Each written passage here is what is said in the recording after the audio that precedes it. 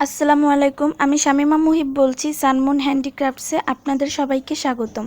আজকে দেখাবো কি করে পুঁতির ভিতরে ফর্ম এবং কাপড় লাগাতে হয়। এটি হচ্ছে ফর্ম, পিস কিনতে পাওয়া যায় 10 টাকা পিস। একটি পিসে 2 থেকে 3টি ব্যাগ বানানো যাবে। এটি আমি ব্যাগের মাপ করে কেটে নিয়েছি এবং এর সাথে কাপড়ও কেটে নিয়েছি। একই রকমভাবে ফর্ম এবং কাপড় কেটে নিতে হবে। দুই পাশে 2টি কাপড় নিয়েছি, ফর্মটি মাঝখানে থাকবে।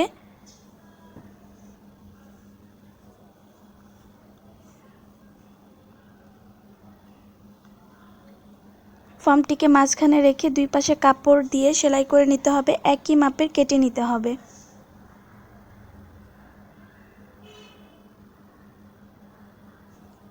এটিকে ফোল্ড করলে ব্যাগের মতোই হবে।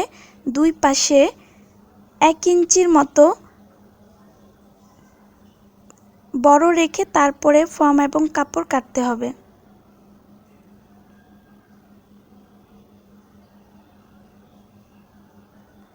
ফর্ম কাপড় বড় হলে কোনো সমস্যা নেই, তবে ছোট হয়ে গেলে দেখতে খারাপ দেখা যাবে। চেষ্টা করব একটু বড় রাখার জন্য, তবে আবার বেশি বড় না। এখন আমি চারপাশে সেলাই করে নেব। সুই সুতা দিয়ে সেলাই করে নিচ্ছি।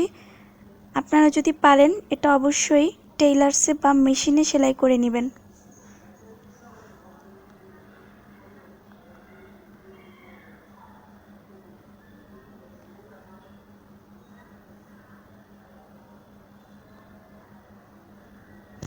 যদি সাদা রঙের ব্যাগ হয় তাহলে ভিতরের কাপড়টা সাদা রঙেরই ইউজ করতে হবে।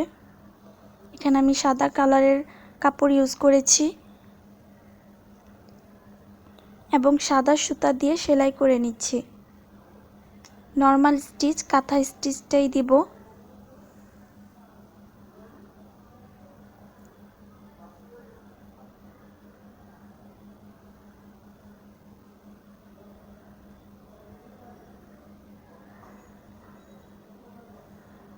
এই সিলিটা পুরো চারপাশেই সেলাই করে নিতে হবে।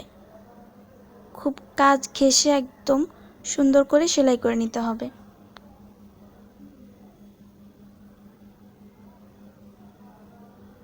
আমি 3টি পাশ সেলাই করে নিয়েছি। আরেকটি পাশ এখন সেলাই করা আবারও দেখিয়ে দিচ্ছি। নর্মাল কাঁথা সেলাইটাই দেব এখানে।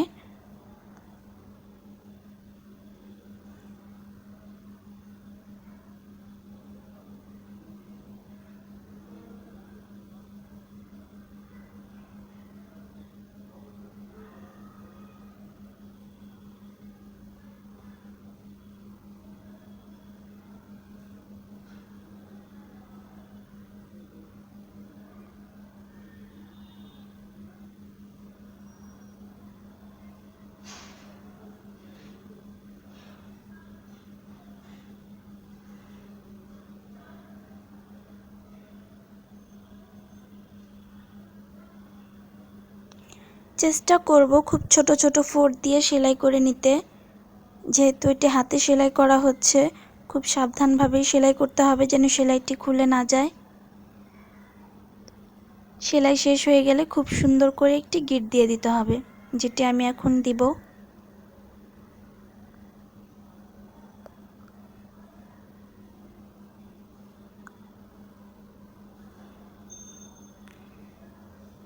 আরেকটি কাজ করতে হবে, কাপড়টি যেহেতু মাঝখানটিতে আলগা হয়ে আছে তার জন্য মাঝখানে ক্রস হিসেবে আমি সেলাই দিয়ে দেব যেন কাপড়টি কোনোভাবে খুলে না যায় বা নড়ে না যায়।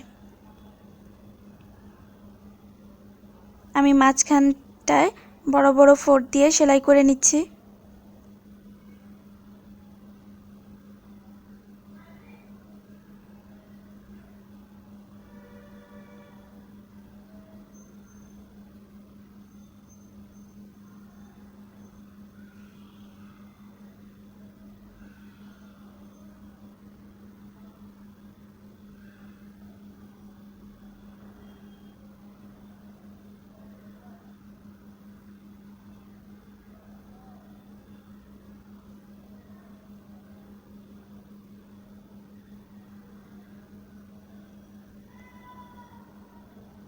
এখানে আমি ছোট একটি পকেট বানিয়ে নিয়েছি, চারপাশে সেলাই করে সুন্দর একটি পকেট বানিয়ে নিয়েছি।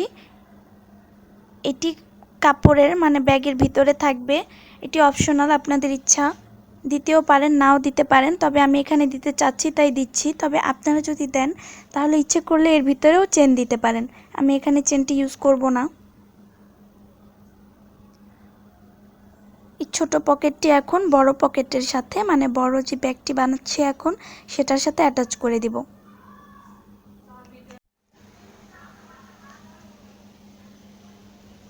একটি পাশ বড় ব্যাগটার সাথে আটকে দিচ্ছি, আর একটি পাশ ওপেন থাকবে। আপনারা চাইলে চেন লাগিয়ে নিতে পারেন। চেন কিভাবে লাগাতে হয় সেটাও আমি দেখিয়ে দিব। বড় ব্যাগটার সাথে কিভাবে লাগাতে হয় সেটি দেখিয়ে দিব। একই নিয়মে ছোট ব্যাগটার সাথেই হবে।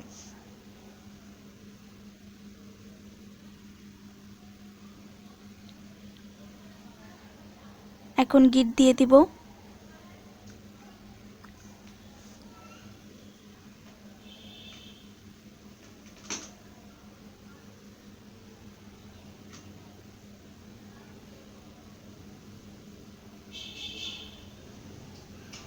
হয়ে গেল আমার ছোট পকেট লাগানো। এখন এটিকে ফোল্ড করে দুইটি পাশ সেলাই করে দেব। দুই পাশে আমি 1 ইঞ্চি বা আধা ইঞ্চির মতো হয়তোবা খালি রেখেছি, মানে জায়গা রেখেছি সেলাই করার জন্য। আমি এখন সেটি সেলাই করে নিচ্ছি। ব্যাগ যেটুকু তার থেকে একটু সামান্য পরিমাণ বড় রাখতে হবে।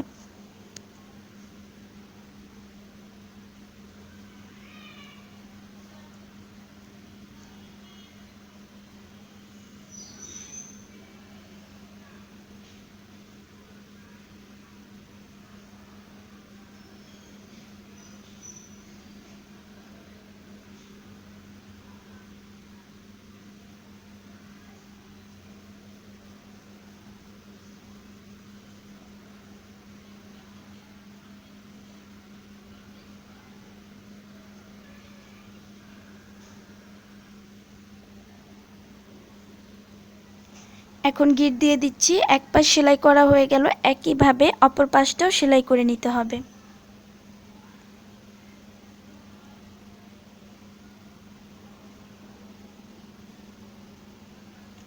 এই পাশটাও সেম একইভাবে সেলাই করে নিব। দেখুন সেলাই করে নিলাম। এখন চেন লাগানোর পালা। চেষ্টা করব সব পুরোটা সাইড উল্টোভাবেই সেলাতে, যেন জিনিসটা যখন আমি সোজা করতে যাব সবগুলা যেন সোজা হয়, এমন যেন না হয়ে যায় একটি সোজা এবং একটি ভাও, এভাবে যেন না হয়ে যায়। চেনটিকে উল্টো করে তারপর সেলাই করে নেব।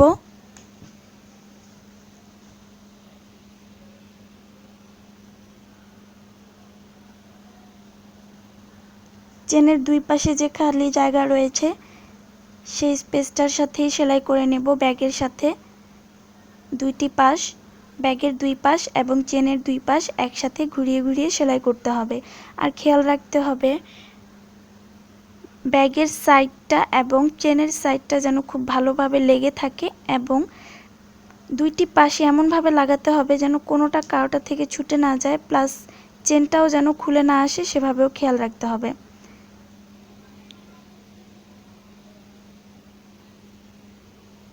চেনের দিকে কিছুটা বাড়তি অংশ বাহিরের দিকে রেখে তারপর সেলাই করে নেব, যেন চেনের হুকটা খুলে না আসে। আর অবশ্যই চেনটা উল্টো করে তারপর সেলাই করে নেব।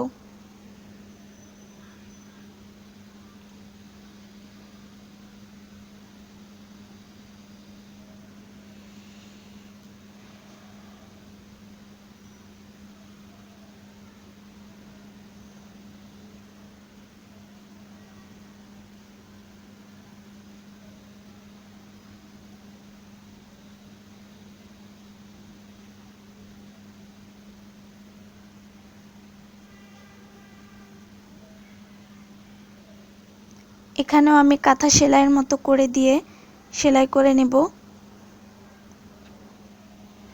আপনারা চাইলে এটি মেশিনেও সেলাই করতে পারেন, মেশিনে বেশি বেটার হবে, হাতে করাটা আমি সাপোর্ট করি না।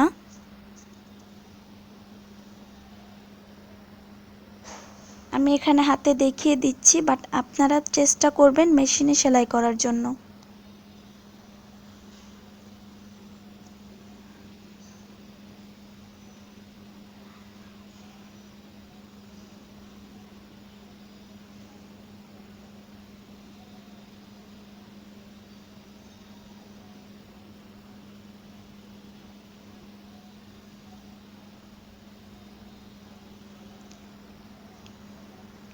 এইভাবেই পুরোটা পাশ সেলাই করে নিতে হবে। এক পাশ সেলাই হয়ে গেলে কিনারটা খুব ভালো করে সেলাই করতে হবে। একসাথে 2 থেকে 3টা ফোর দিয়ে কিনারটা সেলাই করতে হবে। এরপর অপর পাশটাও সেম একইভাবেই সেলাই করে নিতে হবে।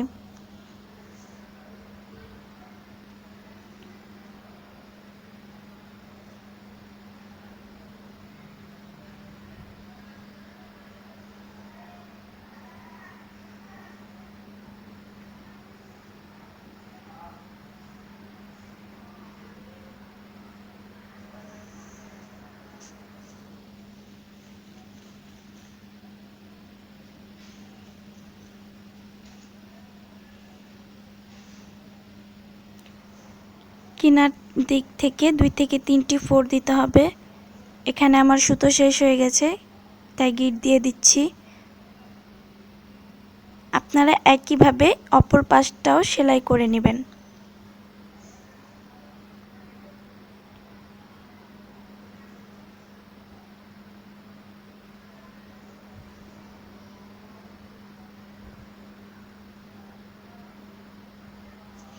আমি সেলাই করে নিয়েছি।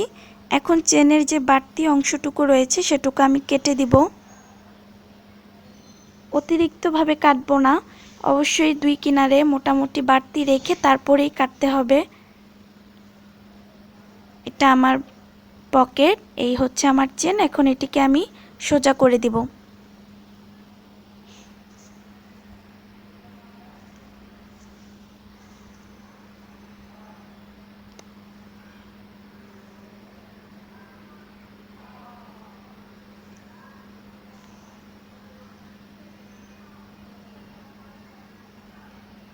দেখুন, সোজা করার পর এটি আমার খুব সুন্দর একটি ব্যাগ তৈরি হয়ে গিয়েছে। এখন তো ইচ্ছে করছে এখানেই ফুল করে ফেলি, তাই তো? হ্যাঁ, সত্যি এটা খুব সুন্দর একটি ব্যাগ হয়েছে। এখন এটিকে পুঁতির ব্যাগের সাথে জোড়া দিতে হবে। সবসময় পুঁতির ব্যাগ যে কোনো ধরনের যে স্টাইলই হোক না কেন, অবশ্যই কাপড় এবং ফর্ম লাগানোর জন্য আগে ফর্ম এবং কাপড় বানিয়ে নিতে হবে। মানে ফর্ম এবং কাপড় দিয়ে ব্যাগ বানিয়ে নিতে হবে। এরপর এটিকে পুঁতির ব্যাগের সাথে জোড়া দিয়ে দিতে হবে।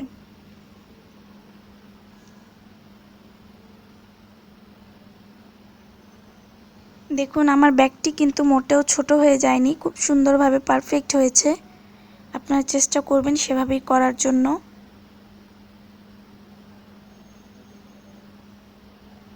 এখন আমি ব্যাগটির ঠিক কিনারের সাইডটুকু সেলাই করে নেব। দুইটার সাথে পুঁতির সাথে এবং কাপড়ের সাথে, পুঁতির সাথে না, পুঁতির সাথে যে সুতাগুলো রয়েছে সেই সুতার সাথে কাপড়ের অ্যাটাচ করে দেব। শুধু চারপাশের কিনারের উপরের দিকে যে কিনারের সাইডটা সেখানটায় সেলাই করে নেব।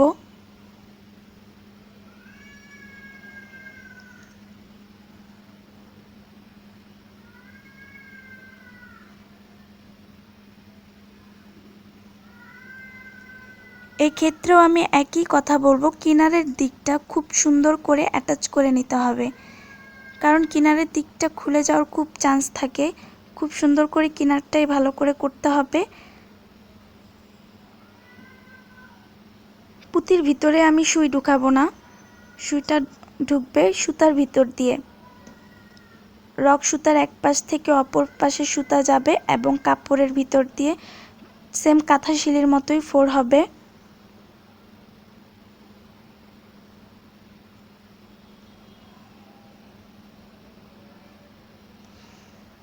আমি এখানে ব্যাগের নিচের সাইডে কোনো কাপড়ের সাথে ব্যাগের সেলাই করে দিব না, কারণ এভাবে ব্যাগটি খুব সুন্দরভাবে বসে থাকবে।